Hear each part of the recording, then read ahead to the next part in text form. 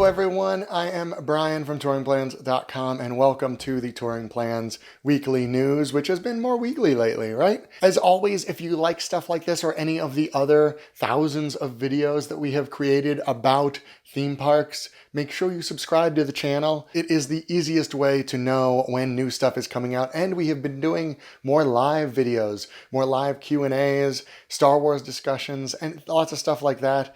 And as a subscriber, you would know when we go live, even if we forget to announce it, which, does happen sometimes. And if you are visiting any of the theme parks, that is Walt Disney World, Disneyland, Universal Orlando, or if you're taking a cruise, make sure you subscribe to touringplans.com. This week, quite a bit of news, starting with something more recent. Just today, Disney World announced some discounts for the summer. Now, these discounts run up until August 28th.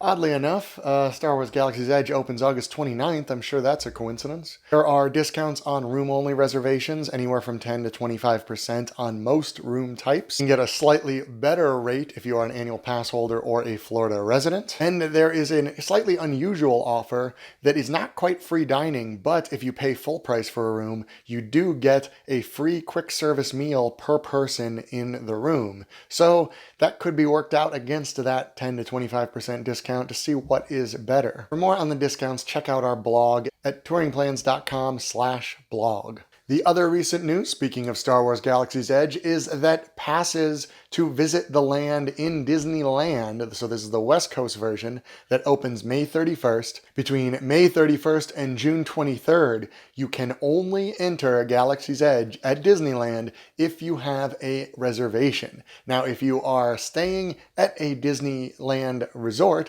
that is the Disneyland Resort, Paradise Pier Resort, or Disney's Grand Californian, you automatically get a reservation. Those were sent out Monday. If you did not get yours, or if the times are not correct, you need to call 888-854-3104. I personally have made 3 reservations for myself and coworkers and got 0 emails. So right after I finish recording this, I have to call. That number opens at 7 a.m. Pacific time. If you're not staying at a Disney hotel, so May 2nd is when you want to set your calendar for, because that is when reservations will be going live. At 8 a.m. Pacific time, they will be releasing information on how it works, and then at 10 a.m. Pacific time, reservations will go live. You do need a Disney account at Disneyland.com to register, so presumably it will be an online thing. But again, we will find out 2 hours before they go live, which is going to be a heck of a day, I think, for Disney IT, who didn't email me my reservation, and yes, I am mad about that. So if you are considering getting a Disneyland hotel, there are still reservations available. I would suggest doing that before May 2nd, before all of these slots are gone. If you are not planning on getting a hotel, be ready at 10 a.m. Pacific time, May 2nd. Next, we get to an attraction. Mickey and Minnie's Runaway Railway is opening at Hollywood Studios, where the Great Movie Ride used to be. It was supposed to open this summer, but it's not. It will not be opening until spring of 2020, so around a year from now. We don't know exactly what has happened, although some of it is because Galaxy's Edge is opening earlier than expected, August 29th in Hollywood Studios. Many of the construction crews have been kind of pulled off other projects to help with that. That could be some of it. It could just be more complicated than they expected, but we will have to wait another few months for that. So we still don't know a date, but what they have now said is spring 2020. If you are a West Coaster, Mickey and Minnie's Runaway Railway will be coming to see you as well, but not until 2022, which still sounds like a futuristic date to me. I mean, I guess it is, it's in the future, but you know what I mean. It will be opening in Mickey's Toontown out in Disneyland. No real details on where it is. The rumor is that it will be in backstage areas and not take anything existing. It will not be taking Roger Rabbit's Cartoon Spin. That has been confirmed, but we don't know exactly where it will be going. But it won't be opening for 3 years, so lots of time to talk about that. A new event was announced a few weeks ago called Villains After Hours, much like the popular Magic Kingdom After Hours events, which allow you 3 extra hours in the park for a price. This one is villain-centric. Here are some of the details via the Disney Parks blog. It will cost $139 plus tax in advance for everyone. The dates that you see them there are in June, July, and August. There will be no character greetings. Go in aware of that, because that is something a lot of people want to do. Now, the Villains Unite the Night is actually the news part of it this week. That was just announced. Description is, with Meg by his side, Hades sits atop the Dark Throne awaiting the alignment of 5 planets, following a prophecy that states when the 5 come together, he will be able to rule the universe. But this dastardly plan doesn't go quite as expected when an assemblage of Disney villains interrupts his party. Jafar, the Queen, Dr. Facilier, and Maleficent arrive with henchmen in tow, prepared to showcase their power with spine-tingling displays of skill. Okay, back to Star Wars Galaxy's Edge stuff. We got a video with some of the extra merchandise this week. Right here, of course, you see the Porg. It makes little noises. It opens its mouth. The Droid Depot, these are some of the droids you can buy. We got a little shot of Rex in there. And then, of course, we get the Kowakian Monkey Lizard, which is also known as Salacious Crumb, which kind of seems like one of the Banshees that you sit on your shoulder and can, make do some stuff.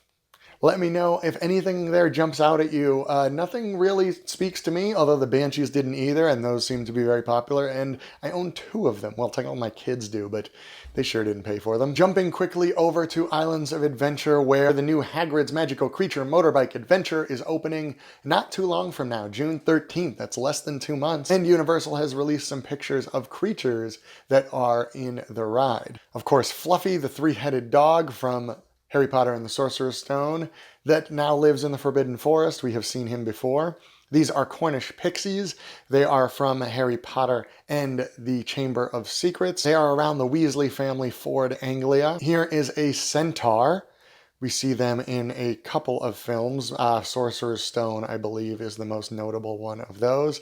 And then this scary looking guy. This is a blast-ended scroot, not seen in the films. This is a book-specific creature that looks just about as ugly as they describe it in the book. Blast-ended scroots breathe fire, so watch for that. And now we are going back to Disney World. I should have organized this better. Where there is a new version of Rivers of Light, the nighttime spectacular at Animal Kingdom that is coming. Rivers of Light is not super well received by the Touring Plans users, so I get why there is a change. Basically, they are adding Disney characters to it, and it will be called Rivers of Light, We Are One. And it will have animal characters from Disney nature films, along with classic moments from Disney animation. And lastly, I don't have pictures of this one, but just a heads up, at Walt Disney World, at the Ticket and Transportation Center and at Epcot, they are doing construction to improve the arrival process. So you will see, if you are going to either Epcot or the Magic Kingdom via the Transportation and Ticket Center, you will notice a lot of construction walls. There might be more distances to walk. The tram is dropping off further away, all to redo some of the security and arrival procedures. It will be worth it in the long run. It will be a pain now. Leave yourself a couple extra minutes or make alternate arrangements to get to those parks. Whew, and that is it. That is a lot of stuff. I will see you next week. Make sure you subscribe to touringplans.com. Make sure you subscribe to the channel. Come back, watch all of our videos. All of them. Just leave them run in the background. You don't even have to pay attention. Well, okay, pay some attention. And be excellent to each other.